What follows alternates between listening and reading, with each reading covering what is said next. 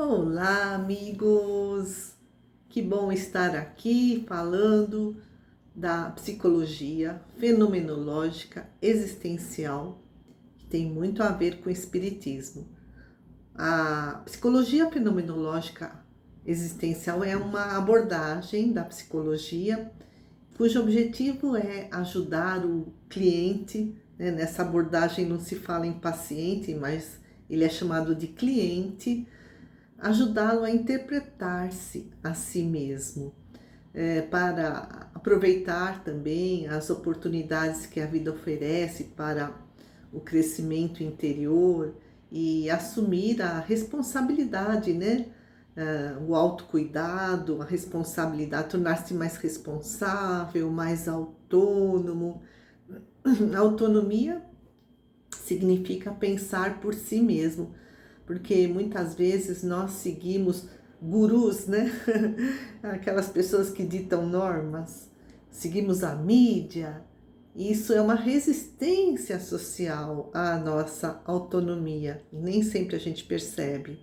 Existem também resistências históricas, que são os costumes, as tradições, existem as resistências psicológicas, que são internas, né? Então, os nossos condicionamentos, os nossos hábitos, as nossas inseguranças, os nossos medos. Então, o objetivo da abordagem fenomenológica existencial é nos ajudar a tornarmos-nos aquilo que desejamos, aproveitando as oportunidades que a vida oferece para evoluir. Martin Heidegger foi um filósofo alemão, viveu no século XX e escreveu: o ser humano é um poder ser, né? Um vir a ser, um tornar-se, que se projeta no contexto de possibilidades que o mundo oferece. Então, ser autônomo, poder ser autônomo, ser livre, implica responsabilidade. E a responsabilidade envolve angústia. Outro grande pensador, Søren Kierkegaard, foi um filósofo, foi pastor protestante na Dinamarca do século XIX, considerado o pai do existencialismo. O existencialismo tem por objetivo o estudo dos problemas relativos às escolhas, à relação do homem com o mundo.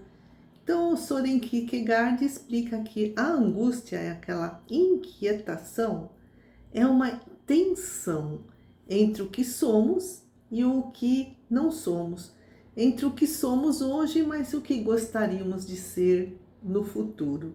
Isso traz essa inquietação interior, essa angústia. Muitas pessoas, diante dessa angústia, dessa inquietação, né, ficam absorvidas pelo cotidiano, esquecem-se de si mesmas, no sentido de interiorização. Outras partem para a autorreflexão a fim de superarem-se. Voltando à autonomia, que é tornar-se si mesmo, sermos donos do nosso próprio destino. Tem uma frase fantástica do William Shakespeare, né? O autor de Romeu e Julieta, aqui ele escreve no livro Hamlet: acima de tudo, sê fiel a ti mesmo, né? Seja fiel a você mesmo.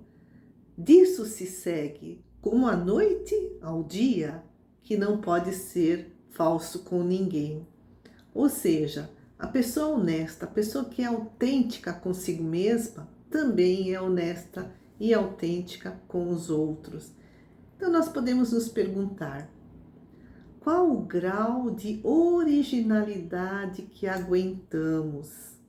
Qual o grau da nossa conformidade, da nossa submissão aos outros, às regras, às normas? Até que ponto nos conformamos, né, com as convenções, esses costumes, essas regras, essas normas, sem um questionamento crítico? Quanto mais enfraquecida a nossa consciência crítica, mais fácil é nós nos perdermos na multidão, né? A pessoa que renuncia às suas próprias ideias, quer dizer, renuncia ao seu próprio eu, para não se sentir desamparado, já que não tem o eu, né, como o melhor amigo de si mesmo, se submete aos outros para sentir, assim, para ter aquela sensação de pertencimento, de pertencer ao rebanho. E a psicologia fenomenológica existencial ensina que estamos no mundo, então nós vivemos em uma determinada região do planeta, numa determinada época, século XXI, aqui, São Paulo, Brasil, né?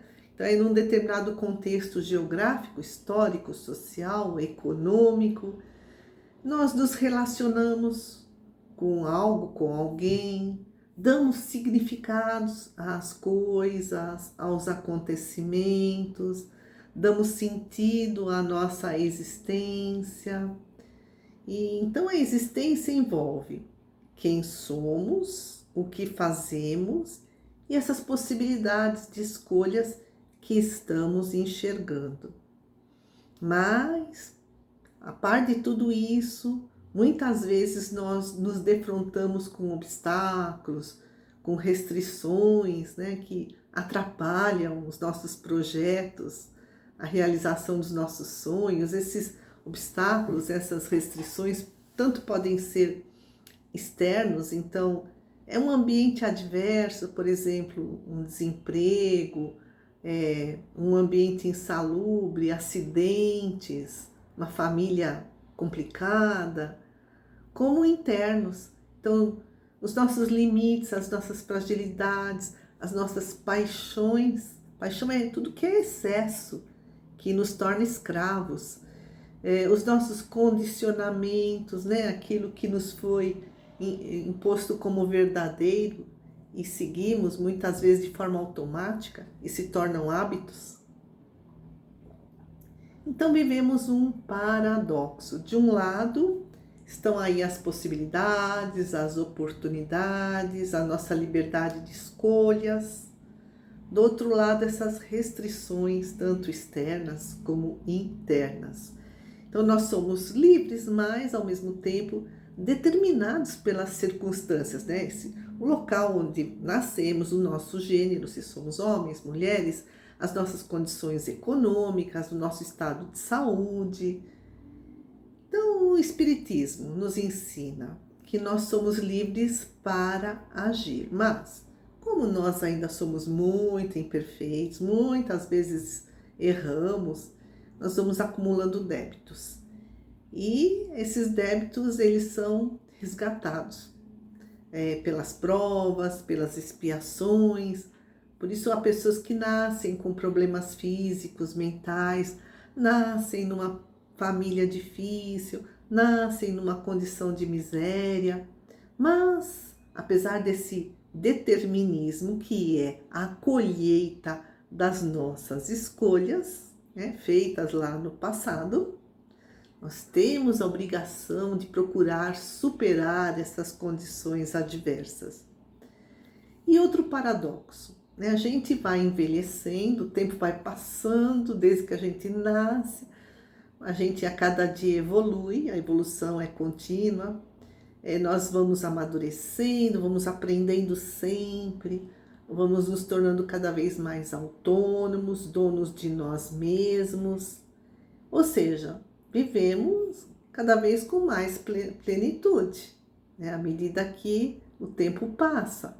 Mas, ao mesmo tempo, o tempo que nos resta aqui na Terra, quantos dias ainda tenho para viver antes de desencarnar, esse tempo vai encurtando a cada dia. A cada dia nós estamos mais próximos da morte do nosso corpo físico, né?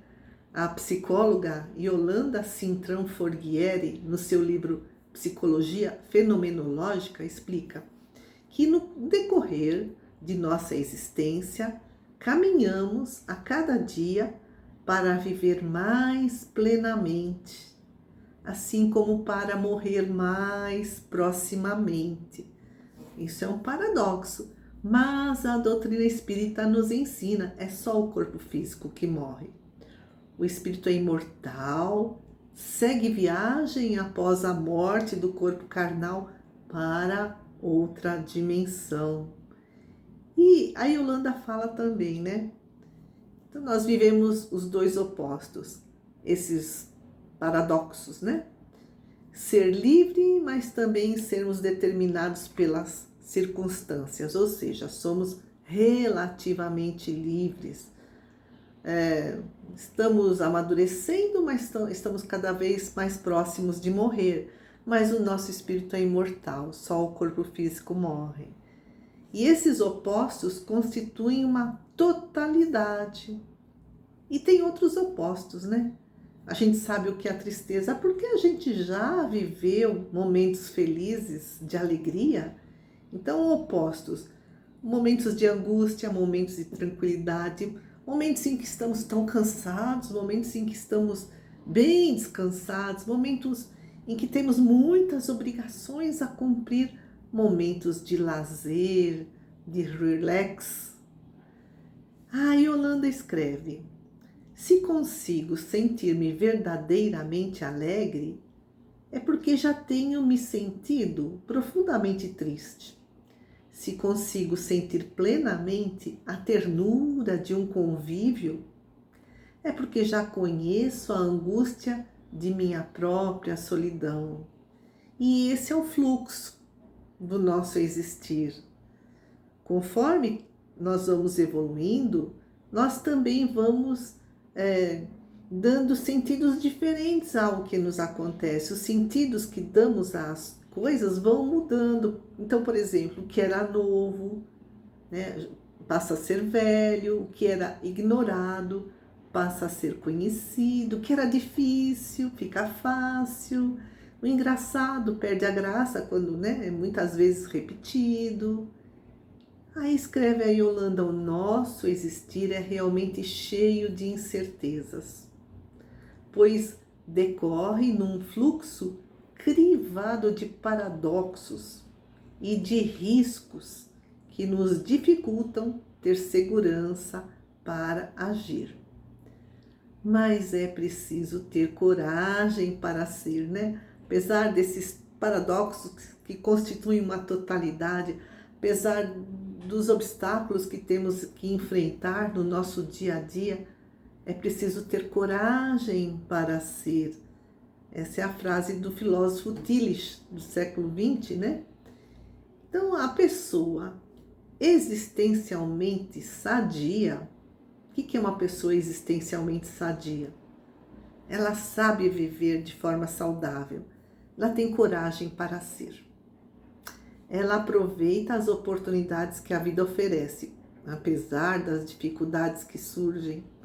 Ela aceita e enfrenta os paradoxos, as restrições da existência, os nãos que a vida traz. Ela articula, né, as possibilidades, as oportunidades e as restrições, os limites. E é o que o Espiritismo nos ensina. Diante dessas restrições, desses limites, precisamos ser resignados. Aceitar, mas agir, né? Não significa estagnar, não significa ficar, né, sentado chorando, de braços cruzados. E a pessoa existencialmente doente, que vive de uma forma doentia, ela não aproveita as oportunidades que a vida traz, fica na zona de conforto, enterra o seu talento. Sabe aquela parábola que Jesus nos contou, né? A parábola dos talentos, que tinha um senhor que ia viajar para longe, pegou seus bens e dividiu entre os seus 3 servos. Para um deu 5 talentos, para outro deu 2, para outro deu 1. Quando ele voltou, ele pediu de volta, né, esses talentos. O que recebeu 5 negociou e transformou em 10, devolveu 10 para o seu senhor. Aquele que recebeu 2 também negociou e transformou em 4, devolveu 4 talentos, que é moeda, né? Talento é moeda, para o seu senhor. E aquele que recebeu 1, devolveu só 1 Ele disse, eu fiquei com medo, né, porque o senhor é muito brabo, então eu enterrei esse meu talento. Quer dizer, ele não negociou, não trabalhou, e aí o Senhor lhe disse, servo mau e infiel, né? Ou seja, o que nós estamos fazendo dos talentos que a vida nos oferece, das oportunidades que a vida traz. E a Yolanda, essa psicóloga fenomenológica existencial, fala, né, que a sua relação consigo e com o mundo, né, da pessoa existencialmente doente, encontra-se consideravelmente restringida, né? Assim, né? Diminuída. E ela explica que a simples ocorrência de restrições, de conflitos na vida da pessoa não é suficiente para que ela se torne existencialmente doente. Porque, né, todos esses limites, esses obstáculos, essas restrições fazem parte, né, da própria vida. Todos passamos por desafios maiores ou menores e fazem até parte do nosso crescimento espiritual. E ela continua: o adoecimento existencial só acontece quando as limitações e conflitos não são reconhecidos, não são enfrentados pela pessoa à luz de suas múltiplas possibilidades, passando então a se tornar exageradamente ampliados e dominantes em sua vida.